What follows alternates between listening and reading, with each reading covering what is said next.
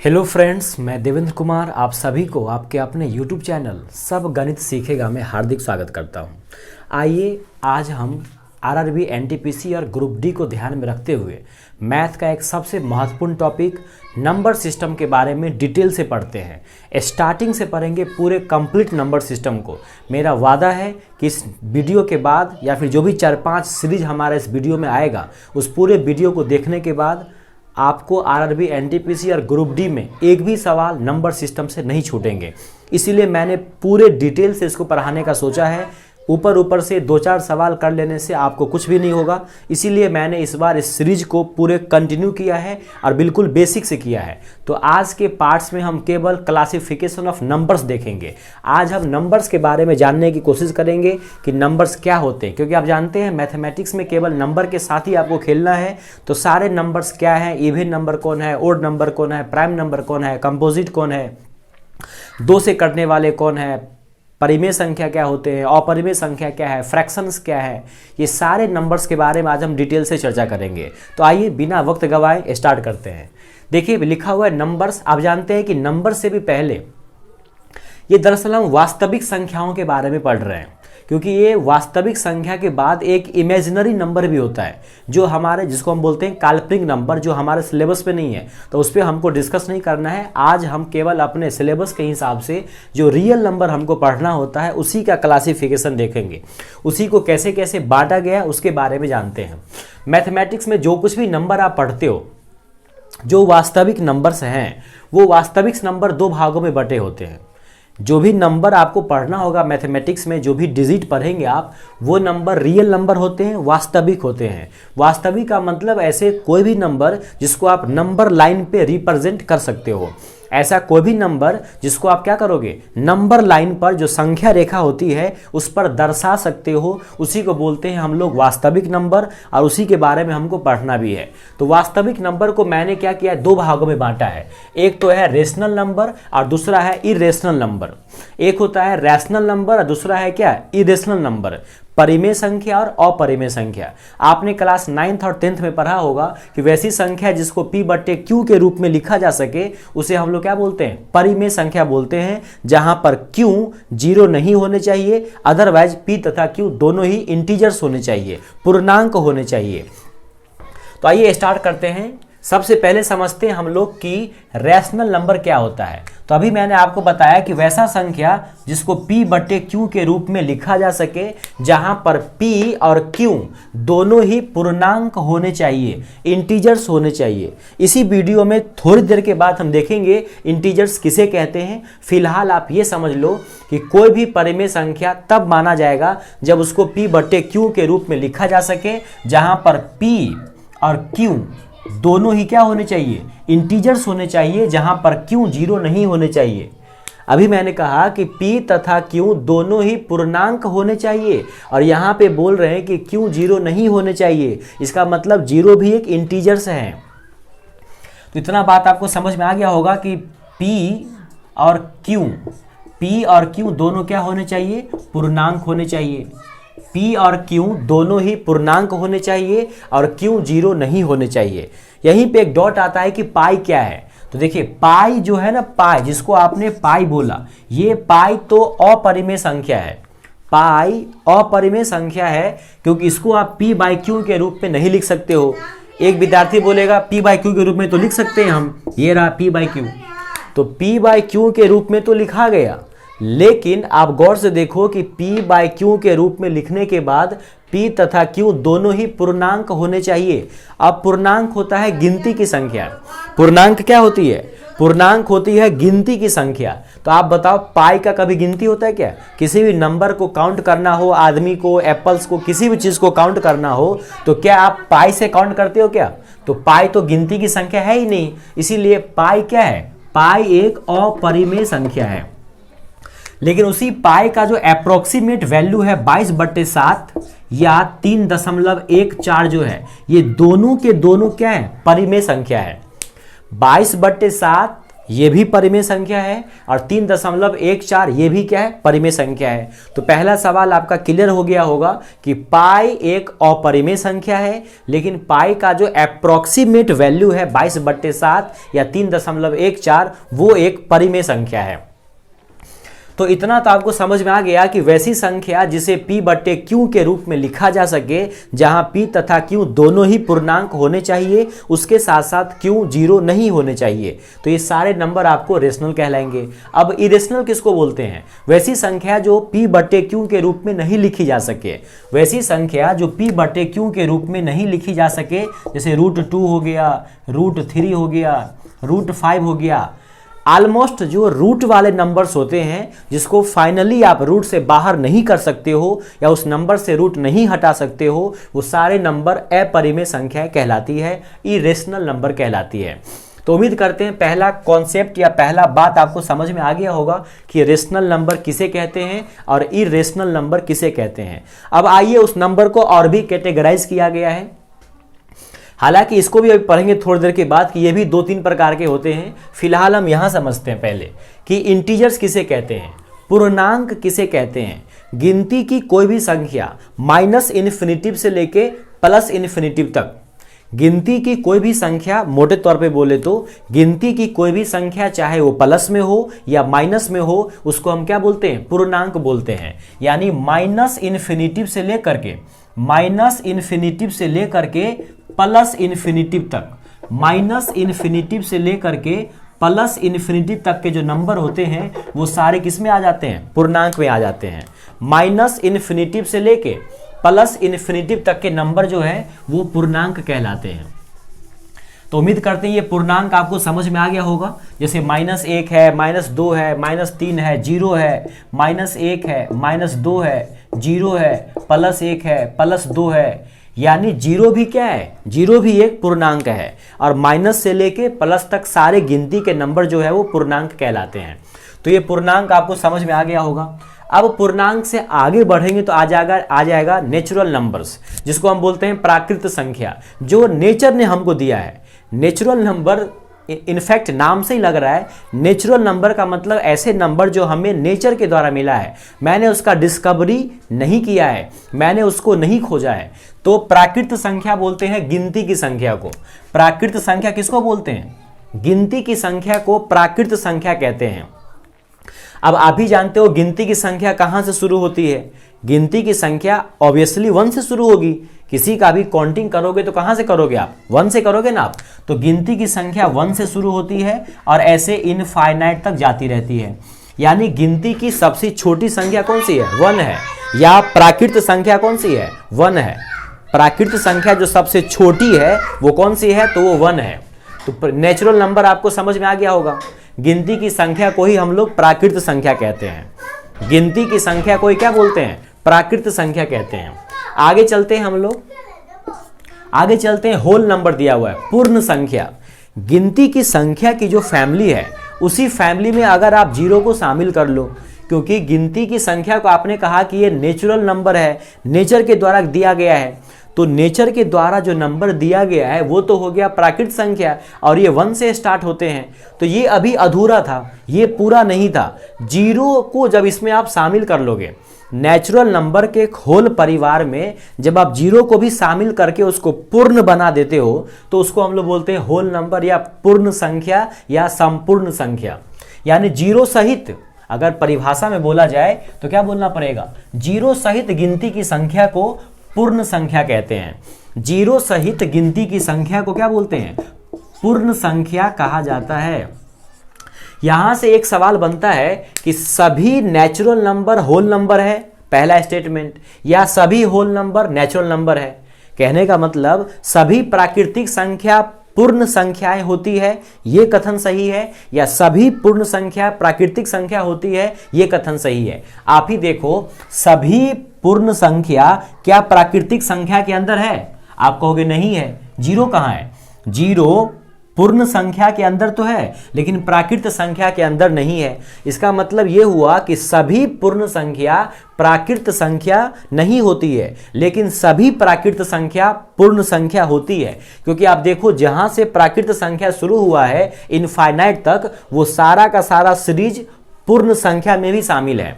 तो यहां से आपको एक सवाल समझ में आ गया होगा, कई बार पूछता है कि सबसे छोटी पूर्ण संख्या कौन सी है, तो 0, और सबसे छोटी प्राकृत संख्या कौन सी है, तो 1। गिनती की संख्या को प्राकृत संख्या बोलते हैं, और जब गिनती की संख्या में ही आप क्या करते हो, गिनती की संख्या में ही आप 0 को शामिल कर लेते हो तो उसको बोलते हैं होल नंबर या पूर्ण संख्या। उम्मीद करते हैं ये संख्या आपको समझ में आ गया होगा। आगे है इवन नंबर किसे बोलते हैं। इवन नंबर किसे कहते हैं, यहां पर हमेशा से कंफ्यूजन रहा है स्टूडेंट को कि 0 क्या है। तो आज समझेंगे 0 इवन है कि ओड है कि कोई तीसरा चीज है। तो सबसे पहले समझते हैं इवन नंबर बोलते किसको है। वैसी नंबर जो 2 से कंप्लीटली डिविजिबल हो जाए, वैसा नंबर जो 2 से कंप्लीटली डिविजिबल हो जाए, यानी 2 से पूरी तरीके से कट जाए, एक भी शेष न बचे। जब किसी नंबर को 2 से डिवाइड किया जाए तो वो पूरा पूरा कट जाए। 2 से भाग लगाने पर पूरा पूरा जो नंबर कट जाता है उसी को बोलते हैं इवन नंबर। क्या बोलते हैं उसको, इवन नंबर बोलते हैं। सम संख्या, यानी 0 भी एक प्रकार का क्या है, सम संख्या है, और ऐसे करके इनफाइनाइट तक बढ़ते रहेंगे। अब आप कहोगे 0 सम संख्या है, ये कैसे पता चलेगा। तो पहला बात तो 0 2 से भी कट रहा है, क्योंकि 0 को आप 2 से डिवाइड करोगे तो शेषफल 0 आएगा, और शेषफल 0 आने का मतलब ही होता है कि वो नंबर पूरा पूरा 2 से कट गया। दूसरा बात ये देखिए कि किसी भी इवन नंबर में 2 घटाओ या 2 जोड़ो, वो अगला इवन नंबर ही देगा। तो 6 में से 2 घटाओ 4 इवन नंबर है, 4 में से 2 घटाओ 2 बचा, इवन नंबर है। तो 2 में से 2 घटाओ तो कितना बचा, 0 बचा। तो आप क्या देख रहे हैं कि किसी भी इवन नंबर में अगर हम 2 घटाते हैं या 2 जोड़ते हैं तो अगला इवन नंबर ही आता है। तो यहाँ 2 में से 2 घटाने पर अगर 0 आया है, इसका मतलब 0 भी क्या है, इवन नंबर है। तो उम्मीद करते हैं आज आपको ये बात क्लियर हो गया होगा कि 0 एक इवन नंबर है और 2 से कटने वाली सभी संख्या को इवन नंबर कहते हैं। अगला है ओड नंबर, वैसी संख्या जो 2 से पूरी तरीके से न कटे। वैसी संख्या जो 2 से पूरी तरह न कटे उसको क्या बोलते हैं, ओल्ड नंबर बोलते हैं, विषम संख्या बोलते हैं। तो विषम संख्या पहला 1 हो गया सबसे छोटी, फिर 3 हो गया, फिर 5 हो गया, ऐसे करके वो बढ़ता रहेगा। सबसे छोटी यहां लिख दिए, सबसे छोटी विषम संख्या क्या हो जाएगा, 1 है, फिर 3 है, फिर 5 है, ऐसे करके वो आगे बढ़ते रहेंगे। तो उम्मीद करते हैं ये आपको समझ में आ गया होगा। सबसे छोटी हो या बड़ी हो, इवन हो या ओड हो, ये बात आपको समझ में आ गया होगा। 2 से कटने वाले को इवन बोलते हैं, 2 से नहीं कटने वाले को ओड बोलते हैं। आइए अगला समझते हैं फ्रैक्शन। यहां तो न जाने कितने लोगों को कंफ्यूजन है जिसका हिसाब किताब नहीं है। फ्रैक्शन में और रेशनल नंबर में क्या डिफरेंस है, अधिकांश लोगों को अभी भी समझ में नहीं आया है। हम आपके लिए एक होमवर्क देते हैं, आप हमें बताएंगे कि दोनों में से कौन सा फ्रैक्शन है, 4/3 फ्रैक्शन है या 3/4 फ्रैक्शन है। पहली बात तो ये दोनों के दोनों रेशनल नंबर है, ये दोनों के दोनों क्या है, परिमेय संख्या है। ये आप हमें कमेंट बॉक्स में बताएंगे कि 4/3 फ्रैक्शन है यानी भिन्न है, या 3/4 भिन्न है, या दोनों भिन्न है। 3 ऑप्शन आपके पास है, ये भिन्न है या ये भिन्न है या ये दोनों ही भिन्न है, दोनों ही फ्रैक्शन है। ये आप हमें कमेंट बॉक्स में जरूर बताएंगे। आइए फिलहाल चलते हैं, आगे बढ़ते हैं।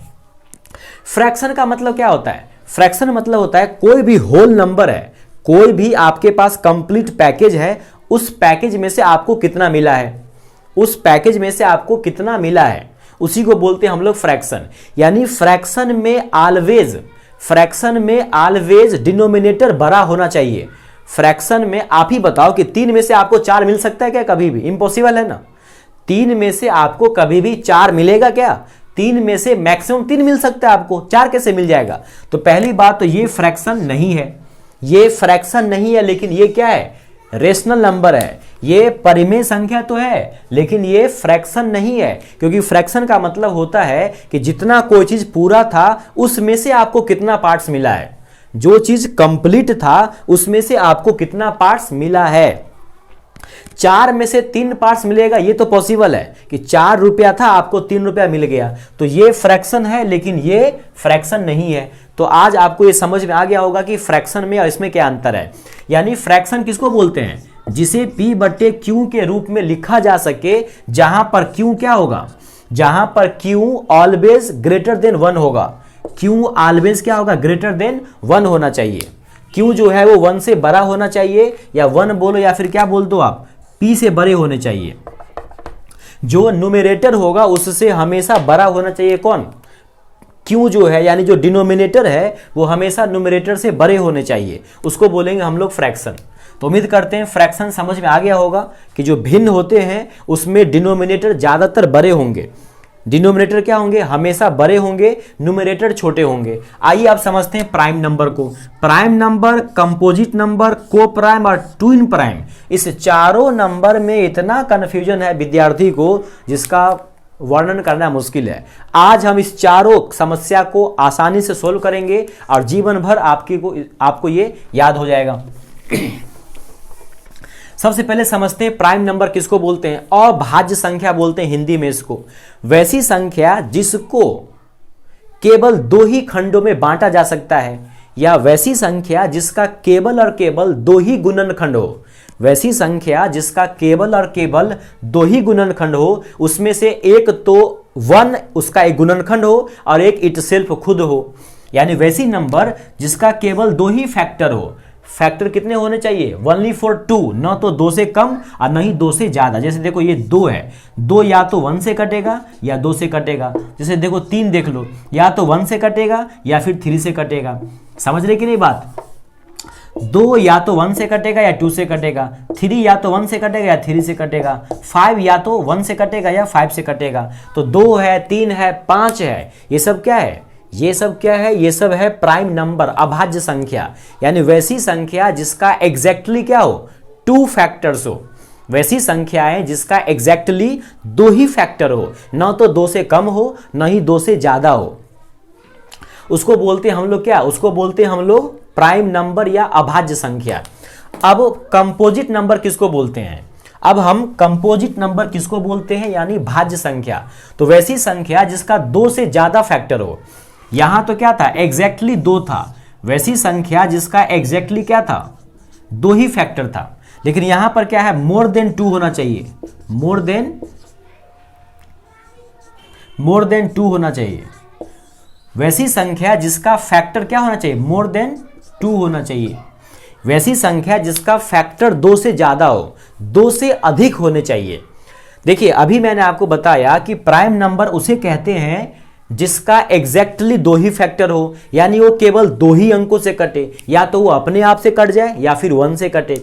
यहां पे बोले भाज्य संख्या में यानी कंपोजिट नंबर में वैसी संख्या जिसका मोर देन 2 फैक्टर हो, यानी उसके फैक्टरों की संख्या 3 या 3 से ज्यादा हो। 2 से तो कम से कम ज्यादा ही होने चाहिए, 2 से कम नहीं होने चाहिए। तो आप हमें बताएंगे, ये भी आपको कमेंट बॉक्स में बताना है कि एक क्या है, 1 क्या है, प्राइम नंबर है कि कंपोजिट नंबर है।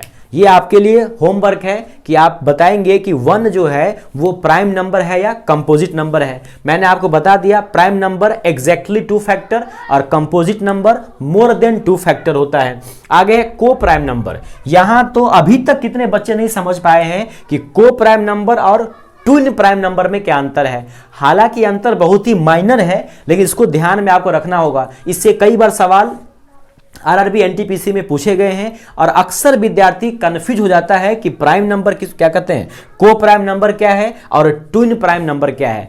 तो आइए इसको काफी डिटेल में समझते हैं। इसका हिंदी लिखा हुआ है, सह आभास संख्या होता है।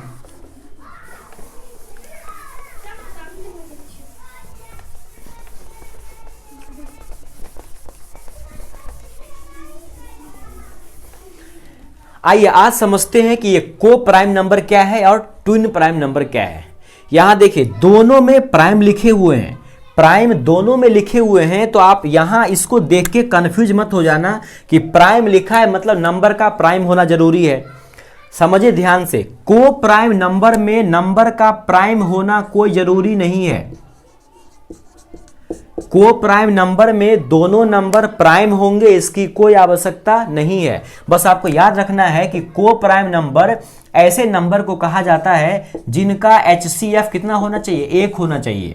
वैसे 2 नंबर या 4 नंबर या कितने भी नंबर वैसे दो नंबर जिनका HCF कितना होना चाहिए, 1 होना चाहिए, उसे हम लोग बोलेंगे को प्राइम नंबर। नंबर प्राइम हो, नंबर प्राइम नहीं हो, उससे कोई लेना देना नहीं है। जैसे देखिए 4 है और 9 है, न तो 4 प्राइम नंबर है न ही 9 प्राइम नंबर है। 4 भी कंपोजिट नंबर है क्योंकि 4 को भी काटने वाला 1 है, 2 है और 4 है, यानी इसको 3 अंक अलग अलग काट रहे हैं, इसके 3 गुणनखंड हैं। यहां जो मैंने आपको कहा था कंपोजिट नंबर जिसका मोर देन 2 फैक्टर हो, यानी 2 से ज्यादा गुणनखंड हो, तो 4 का गुणनखंड 1 भी है, 4 का गुणनखंड 2 भी है और 4 का गुणनखंड 4 भी है, यानी 4 के तो 3-3 गुणनखंड है, 4 के तो 3-3 गुणनखंड है। उसी प्रकार से 9 के भी 3-3 गुणनखंड है। तो न तो 4 प्राइम नंबर है और न ही 9 प्राइम नंबर है, लेकिन 4 और 9 का जो पेयर है, 4 और 9 का जो जोड़ा है, ये जोड़ा क्या है, को प्राइम नंबर है, क्योंकि इस दोनों का HCF 1 है। तो उम्मीद करते हैं ये बात आपको समझ में आ गया होगा कि को प्राइम नंबर होने के लिए नंबर का प्राइम होना जरूरी नहीं है, बस उसका HCF 1 होना जरूरी है। को प्राइम नंबर के लिए नंबर का प्राइम होना कोई जरूरी नहीं है, बस उस दोनों नंबर का HCF 1 हो जाना चाहिए। अब ट्विन प्राइम नंबर क्या, जुड़वा अभाज्य बोलते हैं उसको हिंदी में। ट्विन प्राइम को बोलते हैं जुड़वा अभाज्य। यहां पर नंबर का प्राइम होना भी जरूरी है, यहां नंबर का प्राइम होना भी जरूरी है और डिफरेंस भी 2 होना जरूरी है।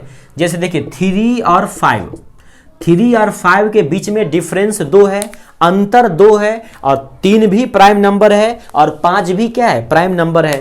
तो 3 और 5 दोनों के दोनों प्राइम नंबर भी है और दोनों के बीच में गैप भी 2 है, तो इस पेयर को हम बोलेंगे क्या, ट्विन प्राइम नंबर।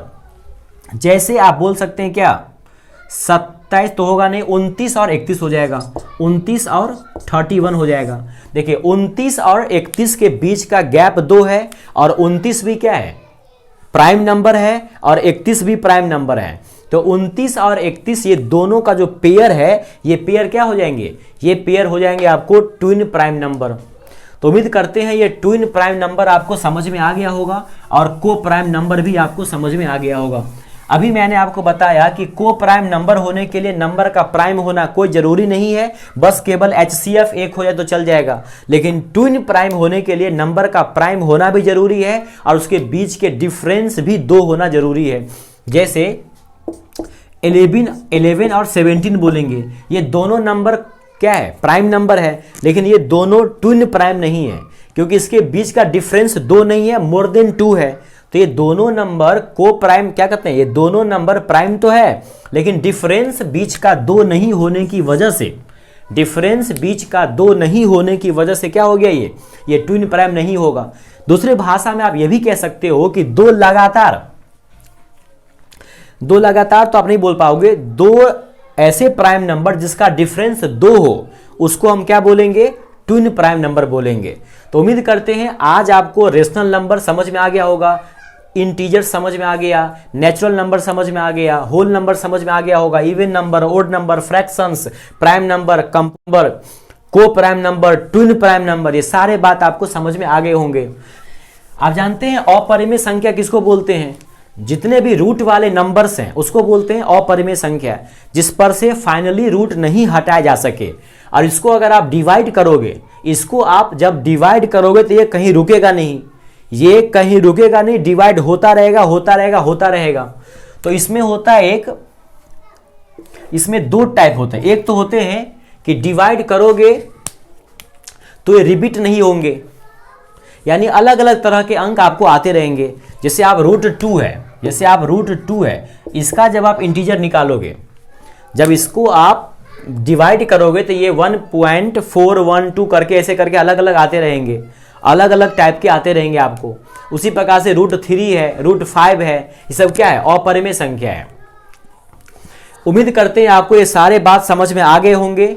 ये सारे जो मैंने नंबर्स का जो क्लासिफिकेशन किया है, काफ़ी डिटेल में आपको समझाने की कोशिश की है। तो उम्मीद करते हैं ये आपको अच्छा लगा होगा। अगर आपको अच्छा लगा है तो हमारे चैनल को सब्सक्राइब कीजिए, और अगर आपका प्यार अच्छा बना रहा तो मैं इसका पार्ट 2 जिसमें हम समझेंगे डिविजिबिलिटी रूल, किसी भी नंबर को किसी से काटते हैं तो उसका क्या रूल है, उसके बाद फिर हम सवाल को पढ़ना शुरू करेंगे। क्योंकि ये जो मुहिम है, जो चैप्टर वाइज मैंने आपको पढ़ाने का सोचा है, उसमें मैंने सोचा है कि हर टॉपिक को डिटेल से पढ़ाया जाए ताकि आपको कुछ भी आपके लिए छूटे ना और बचे नहीं। तो बने रहिए हमारे चैनल के साथ। अच्छा लगे तो चैनल को लाइक, शेयर और सब्सक्राइब जो भी करना चाहें कर सकते हैं। मिलते हैं एक अगले वीडियो में जिसमें हम लोग जानेंगे rule of divisibility of numbers. तो धन्यवाद।